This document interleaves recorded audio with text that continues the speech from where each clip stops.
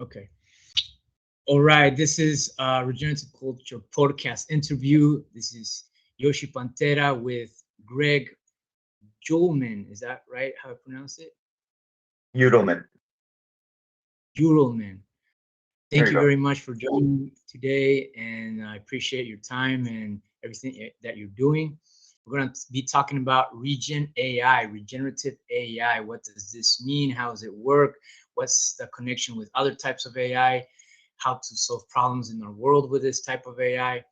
And yeah, thank you, Greg, for being here. It's a pleasure. Thanks, Yoshi. So you mentioned you're in Canada, and talk to me about over there. What's you're doing with your family? Yeah, living here in Toronto and thinking a lot about a lot of the changes that are happening in the world politically and ecologically and spiritually, and doing the work to try to stay centered and stay focused and be of service and connect livelihood to service, and really show up for the time we're in. And we're in this time of radical change and accelerated transformation. We're living through it. It's very disorienting and destabilizing, and the news is full of madness every day. And so it's just so important, first and foremost, to stay rooted with family, and be present, be here in the community, be here with my music that I play and my meditation practice, and eat good food. And first and foremost, it's like everything just kind of starts there. It's like, I can't operate effectively in the world unless I'm centered. And I feel like increasingly it's ever more important as the sort of hurricane swirls around us to take care of ourselves, to take care of our families, and connect to, quiet are the quiet spaces within us. And so that's something I've been focused on a lot lately as well. Amazing, like you mentioned, the priority to have our peace as the most valuable thing, our relationship with our families, our creativity active, our health, and you're doing it. And that's what life is about, really. And we get distracted with what's happening out there in the world, or the need of making money to survive, or yeah. So thank you for mentioning that, because it's the basis for the better world that we want, to make sure that we ourselves have a good life, and then pass it on to the next generations. So is that a connection of how you went towards the awareness or the idea of Regen AI? Can you tell us a little bit about that? Yeah, it comes from the same kind of source. It comes from the same place. It's really sensing into, first of all, the systemically the ecological crisis and transition that we're in. We have, as we know, we have degraded landscapes, degraded air, oceans, etc. And we have this economy, this economic engine that just keeps on chugging and churning, and it's the way we live. It's just our culture is connected to it because we have expectations. We fly in planes, and we live in homes, and we wear clothes, and we eat food, and all of that is rooted in this economy that is just really no longer fit for purpose. And AI itself is this incredible technology that's coming online, whether we like it or not. And it's currently really it's in service of the economy and culture that we're in, the dominant economy and culture that we're in. So the current state kind of AI is really acting as an accelerator, a mirror, not even beyond a mirror, kind of like an amplifier of our economy and our culture. And so that becomes, that's problematic, to say the least, because not to mention the AI risk that we just saw the AI doc. There's a film out recently that talks about AI risk. So that's there's more and more conversations about that, which is really important. But I think what I'll point to is just the way in which AI accelerates extraction. It makes it easier and quicker and cheaper for companies to function in the way that they do.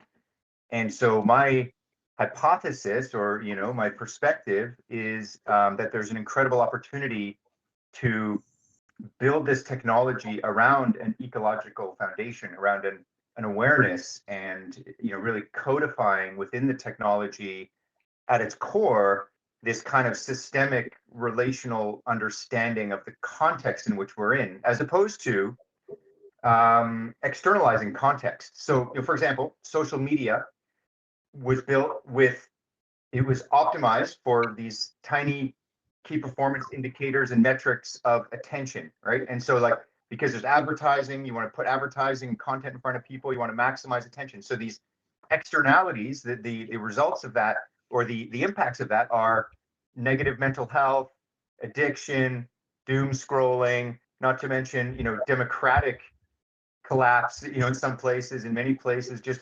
polarization, et cetera, et cetera. So you have these externalities from the technology. And AI is like, what we experienced on social media is just like a dress rehearsal for the sort of exponential power of AI and how it's going to impact and influence our lives, our institutions, our governments, et cetera, et cetera. So learning from that problem that we had with social media of externalizing negative results and focusing on tiny metrics, with AI, it's tremendously important that we expand the frame, that we encode this systemic awareness into our AI, the notion of ecological well-being and what that actually means, what kind of flows and relationships enable that, but also social well-being and mental health, and spiritual and consciousness evolution as well. And so I think there's a tremendous capacity within this technology to, initially in the near term, experiment and build and develop these kinds of capabilities. But then in sort of the longer term, I see a kind of an ecological civilization that we can and must work towards, that will be enabled by this technology. So, I don't see us being able to get to this ecological civilization without it. But we have to build the tech, we have to leverage this exponential tool, the way the printing press, books happened over decades and centuries, that shifted culture, and now it's happening in this compressed time frame of years and decades. But the opportunity is to embed this kind of systemic thinking, ecological thinking, relational thinking into these tools that we use. And then it's like, if we can then give these tools to people who run governments and make decisions in government, in business, in community, and family, then we're empowering, potentially shifting consciousness. We're shifting culture through the lens of this tool and this technology. So that's sort of how I've been thinking about it, as this potential for a positive exponential, a regenerative exponential that this technology can enable. And at the level of human interaction, it's individual people interfacing with technology on their computer, their phone. At that level, shifting mindset, shifting consciousness, shifting perspective, showing win-win decision points. If I'm running a business and making a decision about how some product or service is going to be launched, I may not see that there's win-win solutions that can be good for my business, but also good for people and good for the community and good for the planet in the context of wherever this is located. But the potential for this technology is to reveal these kinds of win-win decisions, and then it becomes obvious which decision gets chosen. We have this kind of criteria where it's like we have to create options and decision pathways that are regenerative, but not at the expense of people's livelihood or of businesses succeeding, but really to work together with that and create coherence with that. So in any case, that's a kind of a conceptual frame for how I see the power of this technology and where it might take us. Nice. Thanks for sharing. I appreciate what you say and the perspective of it. So you mentioned that, first of all, we live in a culture that's degenerative, right? That we're surrounded by these destructive habits that we have and addictions in different ways. And we have let ourselves be driven, as an example, social media in this. And how we can transform this into, we in a way that it's embedded in the technology, the fact that there is a perception of taking care of nature and life and improve everybody's life. And what comes to mind right now with what you're mentioning is technocracy. Technocracy is a government system based on the technology that we have today. And we're being pushed by the World Economic Forum, the World Health Organization, and different oligarchs that want to make sure we are falling and basically let ourselves be controlled by the decisions of the technology rather than us, the people. In that sense, we don't know in what direction they want to make that happen. But you're saying something similar, but in the direction that we want it to happen in terms of regeneration, in terms of thriving for all life, for all of us. And so that's what comes to mind in that relationship of how it's similar. So I want to highlight the difficulty of that in a way that if we let ourselves do that, then make the technology make the decision for us. Maybe it's not making the full 100% decision, but it has to do a lot of it for us to make the final decision. Let's say it intervenes 90% of all the information needed for me to take the last 10% and make the decision for whatever business or whatever I'm doing in my life, including relationships. So just last night, I opened the app of WhatsApp because I have some people there. I don't use WhatsApp that much anymore, but I opened the app, and there was an extra tool or feature on the right side with some purple color, and I'm like, "What's that?" And I press it, and it's an AI, a Meta AI, with initial prompts, and one of them was like, "Do you need help with your relationship?" or something like that. And I start thinking, it's like, wait, but someone is taking away the natural experience of having a relationship with somebody, and therefore helping evolve the intuition that one has in the process of building a relationship with somebody, in the process of building trust with somebody. So it's interesting that these tools are there, but to what degree are we letting ourselves let it take over us? For another deeper example on this is the watch. When the clock was invented, we lost track of time. When the GPS was invented, we lost sense of direction. And now with AI, if we don't know exactly how to use it, how we are guided to use it in a conscious way, we're giving away our power to the point that I want to make a decision, but then I doubt about my decision because I have to check AI to see what it says to make sure I'm making the right decision, because AI can help me. Please help me, AI. So yeah, it's important to observe these things. What do you think about that? Yeah. No, I think there's a lot to work out in this, and we're kind of charging forward. It just seems like without really pausing to think about how do we govern this and how do we make it safe and what are the implications of it. So, agree with everything you're saying. You mentioned initially this idea of sort of technocracy or of power, and I think this is a key aspect of regenerative AI is that it structurally mirrors nature. It's built on nature principles. So in nature, you don't have a centralization and consolidation of resources at the expense of everything else in an ecosystem. In a healthy functioning forest or ocean ecosystem, the resources are distributed. Each organism gives and takes and is in relationship with others in a way that it just kind of works. And of course you have predator-prey relationships, and sometimes you have too many predators, and then they have not enough food, and so then they drop, and so you have these kinds of dynamics at play. But ultimately, it's in a kind of an equilibrium in terms of resources.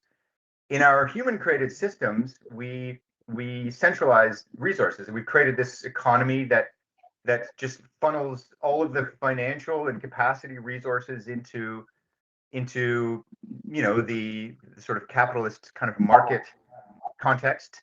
And that is even more exponentially more of an issue within AI, because there's like 5 or 6 people and companies who are essentially driving this technology around being funded by billions of dollars of investment. It's where all the money's going right now. It's not going into agriculture and community and education and other things, reinventing our supply chain and all the things that really need the work that needs to get done. It's going into building these massive data centers and that sort of thing.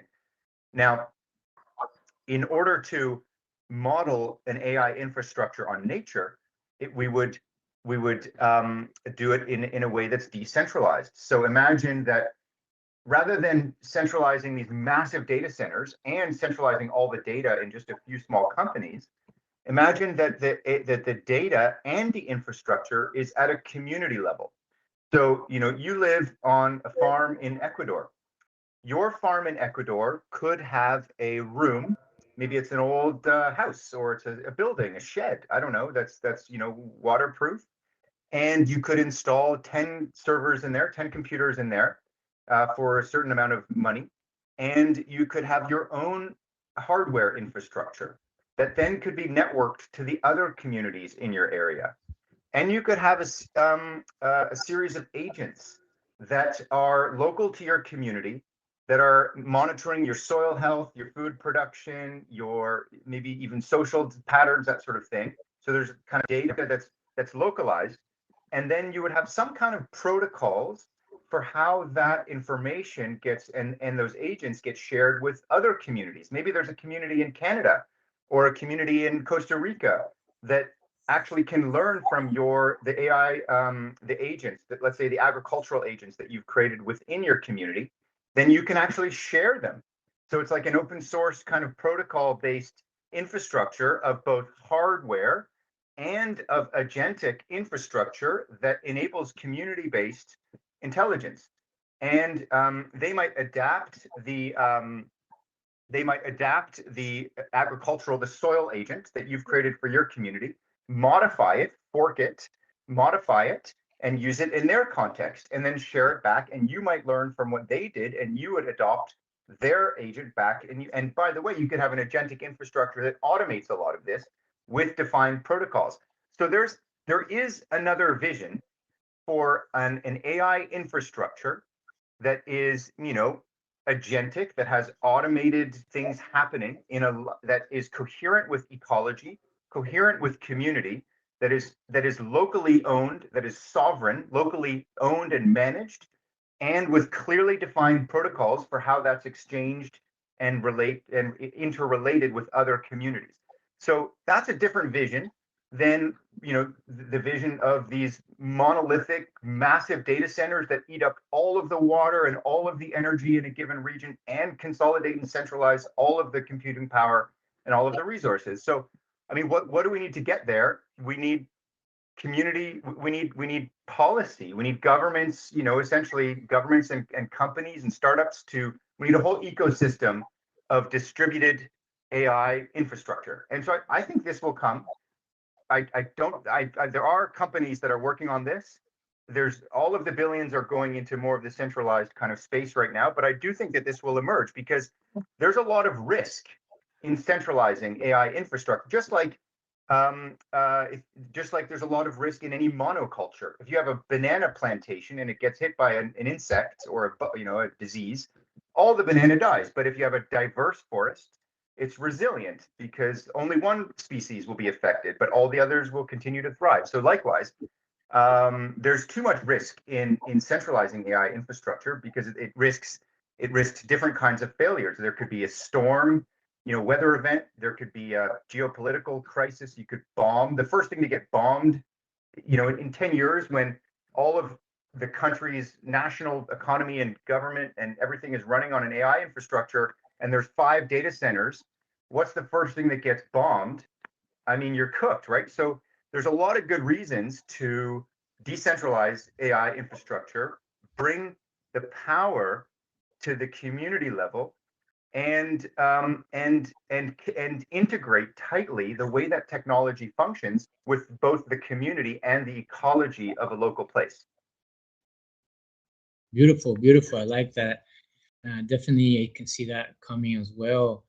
It's totally possible, and it's kind of like how blockchain works right now in different senses of decentralization, and making that happen with AI just makes complete sense.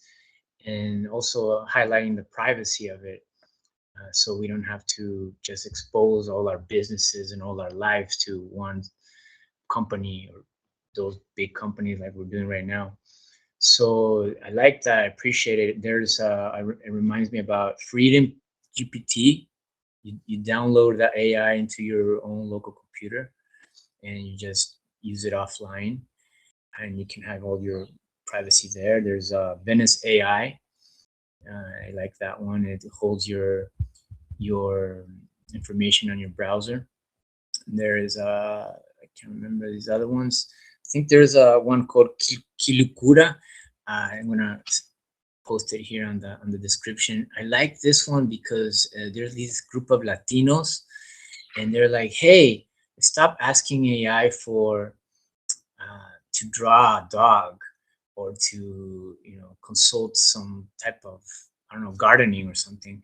Ask us, the people, first, and if and nobody can figure it out, then you can send it to AI." So it's a group of people on their computers ready to answer questions directly. So it's an interesting project. Want to learn more about their idea, but there is ways how to improve the AI generation that's happening right now in ways that we can mostly benefit without taking away our power, not without letting ourselves be driven by the convenience of things, and make this work. So yeah, thanks for sharing. Where is right now Region AI at? Like, what's happening there? So I've been working on some different projects. Last year we worked on a tool called Wildlight. We built a demo for it, and it was a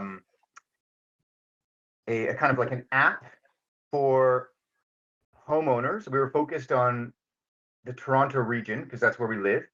Homeowners who have a lawn, like a grass lawn, in front of their home or in their backyard, or they might live in more like a rural property and have sort of like a field, essentially. And the theory of change is, if you can increase the biodiversity of lawns and fields, then you can start to create these wildlife corridors. So and increase conservation and sort of regenerate, kind of natural, the health of the soil and the air and the bird life and insect life, et cetera, et cetera. And that the lawns is a key, in terms of theory of change, is a key lever in that transformation in an urban and suburban context, especially. And so the app was to teach people how to rewild their lawns and their fields. And so you would enter in your location. It would, in theory, we're still kind of working on the technology, and we got to this demo stage. But conceptually, it would identify your local geographic and ecological context. So what kind of soil is it? What kind of species? Which kind of trees and plants and birds and bees are native and indigenous to that place? And it would coach you and give you like a plan for how to implement this kind of rewilding plan. What tools do you need? So that was one project that we worked on. There was another project that we worked on called Grow, which was based on community-based agriculture. And this was around in response to the problem of the kind of globalized food supply chain, and how do we increase local resilience for food. And one of the key things, this will be harder in Toronto because we have long winters, but is growing more food. So the idea is, in any city, every rooftop, every balcony, any parking lot, anywhere you could be growing food. But the question is, how do we get there? So we developed, this was again kind of a concept. We developed this platform where people could either on private land, like your yard or your garden or whatever, or on public land in partnership with a city or a municipality, like the local government. You would define a space that the community then would be cultivating for agriculture, and this app was a platform to enable you to publish that you have this land, kind of like in Airbnb. You post that you have a space for people to use, so you would post that you have land, and then you could recruit a community around that with different roles. There's stewards that are like in charge, there's helpers, and then there's a material exchange as well and a learning exchange. So it's this whole kind of, the idea is this platform for helping to accelerate and amplify local community-based agriculture. And then you could have like a Toronto instance of this platform, but every city could have an instance of this platform, so it could scale globally. So that's another concept that we have a demo built for that as well. Right now, I'm working on this concept, which I call bioregional OS, bioregional operating system. And I'm still trying to figure out exactly what it is and how it works. But the idea is that we have good monitoring and data. We have the tools that we're using for tracking what's going on our planet are in terms of monitoring those are getting a lot better. So we have we have satellite data, we have different kinds of maps. There's still not enough data, but there's quite a bit in terms of data of like, where is their forest, where is their field, where is their this kind of vegetation, what's the quality, and how degraded is this land, where is the good land, this kind of thing. So for planning purposes, we have this data, but what's missing is the connection between that and the action that's happening on the ground, the communities, the community groups, the organizations that are active on the ground, the funding resources, the tools, and also the learning cycles of understanding when we do this work, what happens. So creating feedback loops. So bioregional OS is this coordination infrastructure, which has a technology that lets you see both sort of it layers on top of some of these monitoring platform data tools, but then it lets you see who are the groups on the ground that are available, who's active, what's the capacity, what are they doing, how are they working, where are the resources and financial and other capacity resources flowing. And so bioregional OS is this kind of integrated platform for coordinating regeneration and conservation within a bioregion. And then you would have different bioregional instances of that. So I'm working on that as well. So I'm working on many of these sorts of projects while I'm essentially doing some consulting work in AI governance. And so I've venture design and other things. So I'm sort of like taking on these paid consulting projects and then essentially developing a lot of great ideas that I'm frankly still trying to figure out how to get them funded and really bring them to life. Nice. So you mentioned AI governance, and that's related with Regen AI. I guess. Well, it's actually kind of like a side thing. Like Regen AI for me is part of what I'm doing, but it's not yet really bringing in a ton of revenue. There has been some paid projects, but a lot of it's kind of like experiments essentially. And then I just finished a project. I'm wrapping this up with the Canadian federal government on one of the government departments on how to implement AI safely. And they've got some services that they're building, AI-enabled services. And the question is, how do they do that? How do they govern that? How do they make decisions about it? How do they know if it's safe? How do they know if it's fair and non-biased, and not drifting and making good decisions that are rooted in policy? So this is this work I'm doing in sort of enterprise AI transition and transformation work as well. So that's kind of my main consulting sort of work. And then Regen AI is my, it's kind of like my side hustle, where I would love to be able to be working in that full time, but I haven't quite built that up yet. What would you need for Regen AI to come about more? I would need stable funding. So, maybe there's a foundation, family office. Basically, I would need to partner with a group. It could be just me to start, but ideally, it's like me plus a team of, let's say, 3 people, and we can take on projects. It could be like paid projects. It could be public good projects if it's funded. And like some of these ideas that I shared, those could be developed, launched. We could have, we would need some technology capacity. We would increase technology capacity because we can kind of like I can vibe code stuff, but I'll need a tech. I work with tech partners to actually build stuff out, more robust applications and apps, that sort of thing. Although the tech is changing, so maybe at some point I won't need that anymore.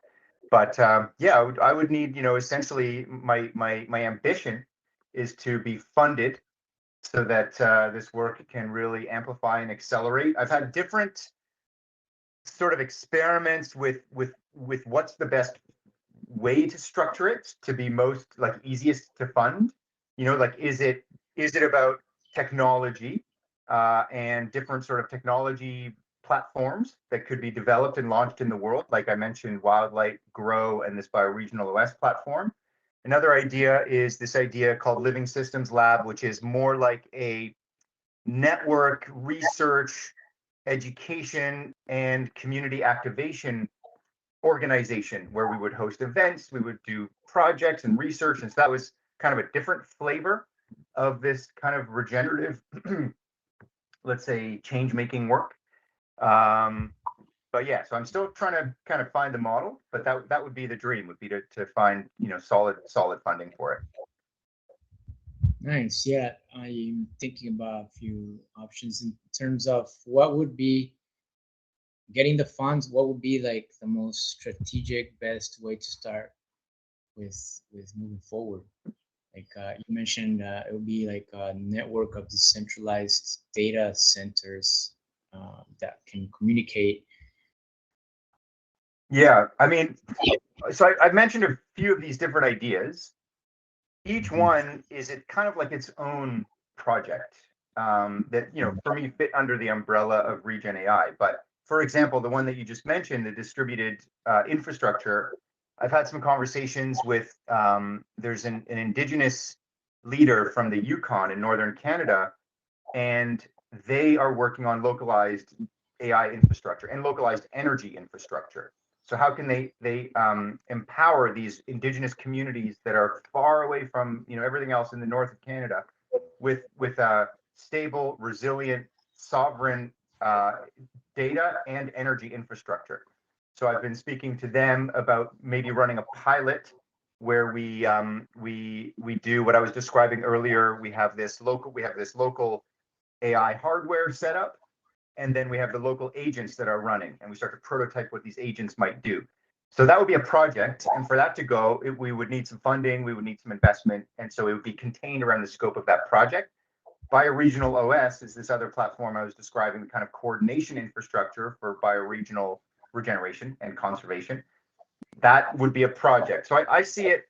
I see the best way to get started is to get some of one or more of these projects funded with key partners, and then we can really go from kind of this like concept and demo stage into really building these platforms out and getting them out there and getting them used.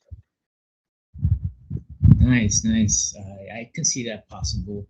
I think having more information that we can help spread out and have just meetings with the right people can make that happen. So yeah, awesome, Greg. Thanks for sharing everything. I appreciate it. It's a really deep topic, and I really look forward in making this grow.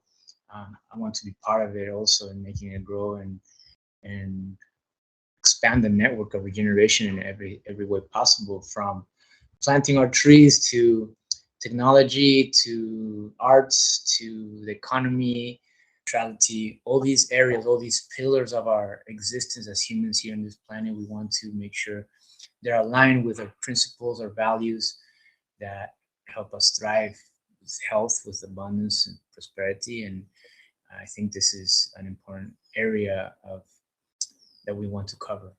So thank you, Greg, for joining us today. Anything else you want to share that it's on burning inside you or in the tip of your tongue or something? Nope. It's been great, Yoshi. I appreciate you. I appreciate the work you do. Thank you for the conversation today. And we talked about before we jumped on the call, I would love to visit you one day in Ecuador, maybe bring my family there and get our hands in the soil and visit the beautiful spaces there. So maybe one day. For sure, for sure. Welcome anytime, and stay connected. Also want to invite you to our regenerative leadership community. Different people leading the way towards regeneration in different aspects of culture. Like I said, the pillars. You're in the technology pillar. There's technology of the health. The pillar of the health, the pillar of the economy, the pillar of the governance.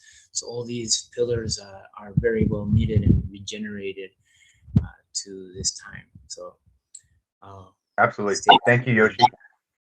All right, man. Thank you. Big Okay. hug. Talk soon. Bye-bye. Ciao, ciao.